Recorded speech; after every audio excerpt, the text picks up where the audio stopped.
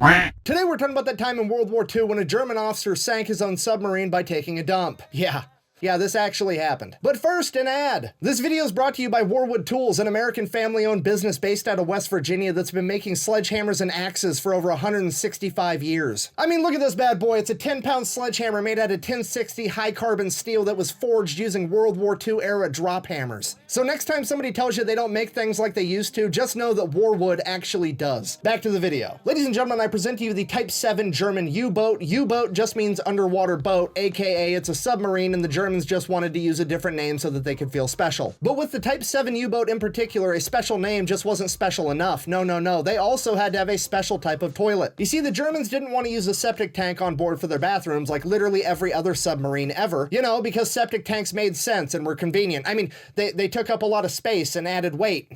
Apparently. So instead, they engineered their way out of common sense and proceeded to make a toilet that would flush directly into the ocean, which honestly wasn't a terrible idea except for the fact that you could only flush when the submarine was above water, which, as I'm sure you can tell by the name Submarine, wasn't all that often. You see, when the submarine was underwater, it meant that the pressure outside of the sub was greater than the pressure in the sub, and you can't exactly flush a toilet into a higher pressure system because that's not how toilets work, because, you know, gravity and science and shit. Yes, science! If you're not picking up what I'm putting down, I'm trying to tell you that every time this submarine was underwater and one of the 50 crewmen had to take a piss or honk out a dirt snake, they had to do it into a bucket because the toilets didn't work. Dear God. And then they just had to leave the bucket sitting out and hope they didn't spill, which is what the medical community refers to as fucking disgusting. Enter the turd-tagonist of our story, ladies and gentlemen, U-boat 1206. It would depart for its first war patrol ever on April 6, 1945, under the command of 28-year-old Adolf Schlitt. And Commander Schlitt's new vessel was equipped with the latest and greatest toilet technology. You see, the Germans had addressed the issue of not being able to flush underwater, and it absolutely was not by equipping a septic tank like everyone else. No, they had superior German engineering, and that's exactly what they used on their toilet, because they created a toilet that would flush into a pressure chamber that they would then pressurize to a pressure that was greater than the water pressure outside of the sub, and then they would open it and shoot the feces into the water, like a poop torpedo. They literally made a turd torpedo.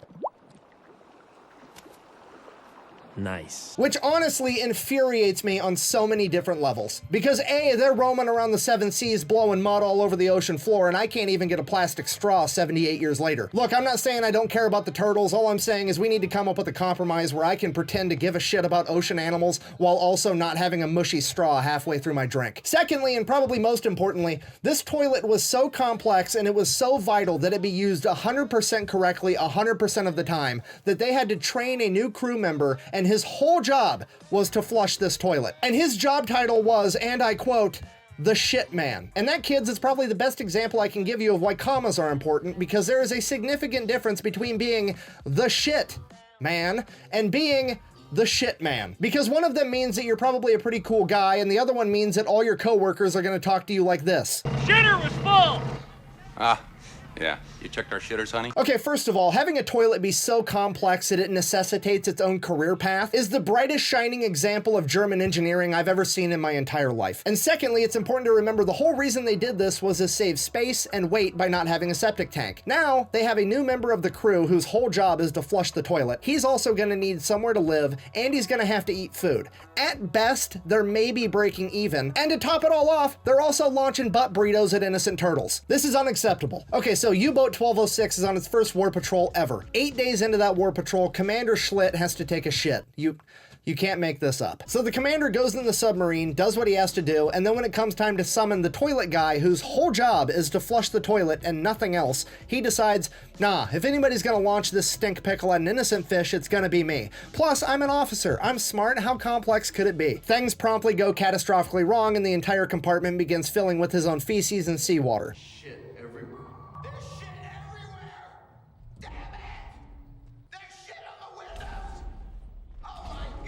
Which honestly wouldn't be the end of the world, except for the fact that this compartment was also full of high-capacity batteries for the submarine, and when high-capacity batteries are exposed to salt water, they start to release hydrogen and chlorine gas. Hydrogen being extremely flammable and chlorine gas being toxic would force the crew to immediately surface the vessel, open up the hatch, and start venting the toxic fumes. And just when you think this day couldn't get any shittier, they were immediately spotted by the Royal Air Force, who began attacking them. The RAF would then critically damage U-boat 1206, causing the entire crew to flee on life rafts, where where they were captured and held prisoner till the end of the war about 3 weeks later. Commander Schlitt would actually survive and live to the age of 90 when he passed away in 2009, being probably the only guy to go to the bathroom and actually blow it up. So in conclusion, I truly believe that this may be the most expensive and consequential bowel movement in human history, and if it's not, I need you to let me know in the comments what actually is. And if you made it this far in the video, thank you for watching. Best way to support the channel is go buy some merch at thefatelectrician.com. Quack bang, out.